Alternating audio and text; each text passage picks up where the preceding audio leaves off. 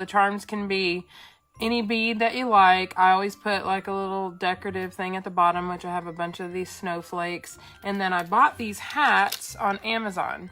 The first time I bought hats, they were like that big. They were like for dolls. And then so I reordered and I got these, and I think I got like 50 of them in a package. And then all I did was take a little tool that I have and I just punched a hole in the top so that I could thread it onto the bead, onto the string or the wire.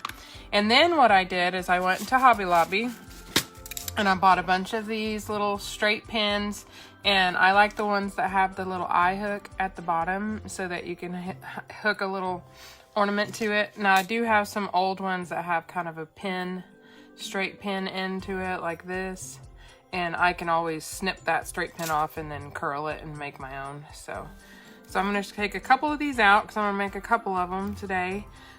So that's the first thing you'll need. And then you'll need some kind of little hook, or if you want to put them on a Christmas tree, just get you some Christmas tree hooks. That would be fine. These are more for hanging them as a charm in your car or something like that. And I have all different kinds. I have ones with hearts, and I have bigger ones if I make a big snowman, and then I have some gold ones too. So and you can make your own hooks if you want to. So I'll just have a couple of hooks here. And then I need to decide what kind of beads. And I'm one of those weird organized people. So this is my snowman little box. It has my hats, all different kinds of beads. I ordered some little things for their scarves that are a little bigger because I only had little tiny small ones. I have all different types of beads in here. I do have some wooden beads that if I wanted to paint those white, I could. So what I wanted to try to do is I found these bluish, they have just a little bit of a blue tint. I wanted to try one of those and see how they look. So you'll need 2 of those, whatever color you decide. They don't have to match, but in this case, I'm gonna make them match. So I have 2 of those. I have 1 hat. I have 1 scarf bead. And then I have some little things to add as little trinkets to the bottom. So I have a little snowflake trinket for the bottom. I have some little things to put on the very bottom of the bead. And so what I normally do is I start with the straight pin, and then I'm gonna decide if I want something decorative on the bottom. And you can use any kind of little decorative thing on the bottom.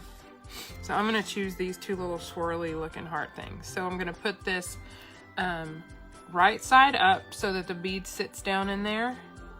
And then I'm gonna put the bead on, the first bead is gonna go on, and it's gonna sit on that little decorative part right there. Can everybody see? So it's gonna sit on the bottom, and then the little hook is still there for me to put my little charm on. And then the next thing goes a little scarf. So you're gonna put the scarf on next, and then put the other bead on the top. And so this is his body and this is his head. It's not a 3-tiered snowman, unfortunately. And then I'm gonna put the hat on. This has to be the hardest part, to hold all the beads on. And so I usually put my pinky on the hook and hold it there, and then hold the top and then feed it through. So I'm gonna feed it through like that. And then I like to put another charm on the top. So I'm gonna put another little charm on the top that matches the one on the bottom, and the top is the same. So they have those little swirly hearts. And then now this is the tricky part. I have a pair of needle nose, and then I have a pair of, these are just round, and it's to help you twist the wire so that you can make another hook at the top to put your little clasp on. So what you do first is that you're gonna take your, it's a little tricky, so I always hold the bottom with one of my fingers, put this at the very, very bottom of the wire. So at the very, very bottom of the wire, and then you have a good hold on it, right? So then I go to the end of the pliers because I don't want the bend to be too big. And then you're just gonna take your finger, don't cut anything off yet, because if it's too short, it hurts. And then bend it completely over, just like that. So you're gonna bend that wire completely over the the little pliers that you have on there. And now it's going to look like this, and it's not going to fall out anymore. So now it's not going to go anywhere, okay? Then you're going to take your little round pliers, get it as close as you can to where you bent it, just like that. And now you're going to get to the end of your wire, because you also don't want your loop to be huge. So, get to the end of your pliers, and then you're just going to press that wire around. If you need gloves, you can wear gloves. Let me change hands. So you're gonna take that and you're gonna press it all the way around that round wire, okay? And this is where you're gonna clip it. So now it looks like, my hand down here. Now it looks like this, okay? And now you're gonna clip it like right where you think it's gonna touch, right there. And this takes some practice. So now the next thing I need, so these are the other things you're gonna need, is some little wire clippers. And then you're just gonna take your wire clippers and get as close as you can to that little bend. And then you're just gonna, don't clip it near your face. You can wear glasses if you want. And so you're gonna have a little hook that looks like this. Now you're gonna take your little round pliers again, put them at the end of that bend, and you're gonna bend that into itself. Takes a little practice, but you'll get it. So you're gonna bend it in to itself, and if it starts to bend over, just take your pliers and straighten it out. Always hold a finger at the bottom just to keep your wire pushed to the top. Like I said, this is the hardest part of the whole thing, which is why I think some people don't craft, because they just don't have the patience to do this. But that's okay. All right, a little bit more. And now I don't close it completely. If you can see, I left it open a little bit there. And that's so that I could put my little clasp on. So I'm just gonna, and I close it a little bit too much. So let me open it just a tiny bit. And then I don't put another ring on there because they don't really have a front and a back. And then I'm gonna take my little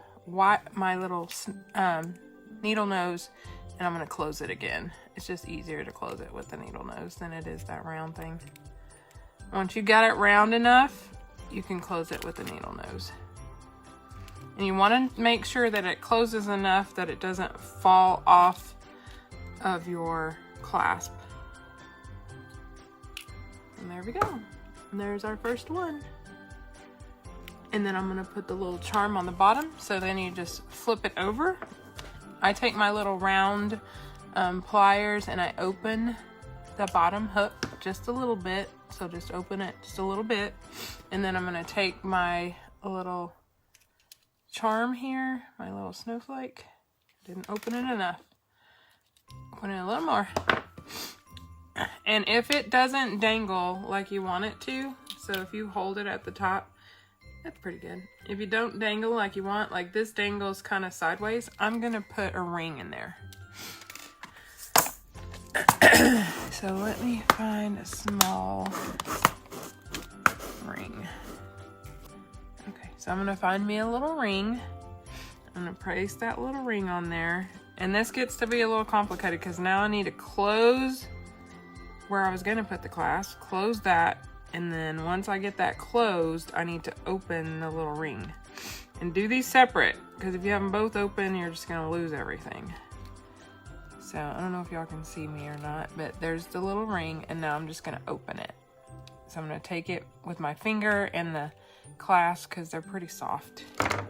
And then I'm gonna take my little charm, put it on there, holding everything, and then close that little ring again. Close it up, close it up. And if you open it like, so it's a ring like this, open it like that. Like, don't open it like this, open it like that. Like, so when you close it, you just push it back together. Hope that makes sense. And that way it closes properly and nothing falls off. So there we go. And that way when he's hanging in your car, the little snowflake hangs straight. So there's my first one. Here's some of the other beads I have. So I have silver beads, and it's very glittery. So it's just a bead that they've covered in silver. I have cloudy white beads, and if you can see, these are just a tiny bit smaller, but they still work. And what you're measuring it with is your hat. So when you find a bead and you're like, oh, let's see if this works, just make sure that the hat doesn't disappear.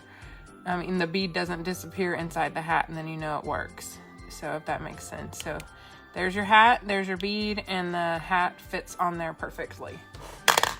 Just like the little wooden ones, if I wanted to paint these, then that fits perfectly. Even these little bit larger beads, looks really cute. And then let's see, then I have these are like all different colors when the light hits them. Maybe I'll make one of those. I haven't made one of these yet.